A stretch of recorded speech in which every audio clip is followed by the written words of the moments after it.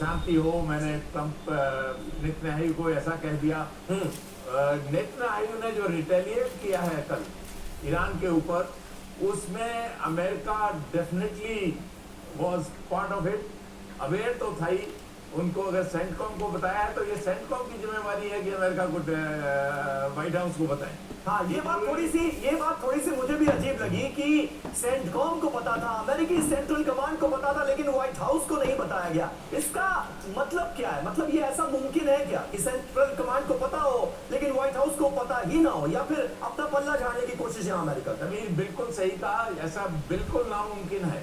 ये जो एक बैटल ड्रिल के तौर पे हर हालत में पेंटागन को मालूम होगा, हर हालत में अमेरिकन प्रेसिडेंट को मालूम होगा कि इस तरह की रिटेलिएशन इजराइल करने जा रहा है। राइट। और मैं समझता हूं कि उनकी सहमत भी होगी, क्योंकि इस तरह के टेस्टिंग, कभी कभी टेस्टिंग के लिए इस तरह के स्पेकुलेटिव फायर और इस तरह के रिटेलिएशन किए जाते हैं लड़ाई के दौरान।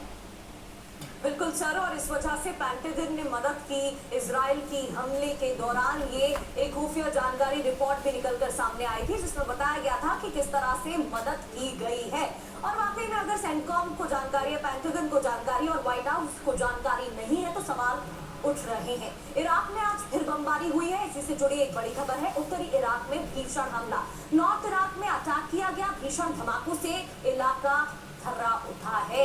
आसमान में ईरान की मिसाइलें नजर आई। उत्तरी इराक में भीषण हमले की ये तस्वीरें आपके सामने। और उत्तरी इराक के इरबिल में हमले हुए हैं। कुर्दिश मुख्यालय पर भी बमबारी हो गई। मिसाइल और ड्रोन से ही अटैक किया गया है। कुर्दिश हेडक्वार्टर की इमारत को ताजा हमलों में कर दिया गया तबाह। ये देखिए आप।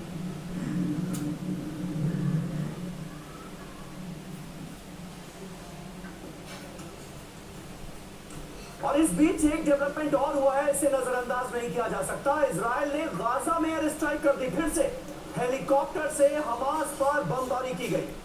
तेल अल हवा इलाके पर मिसाइलें दागी गई। ये तस्वीरें आप देखिए। पिन पॉइंट हमले से हमास की एक साइट को तबाह करने का दावा किया गया है।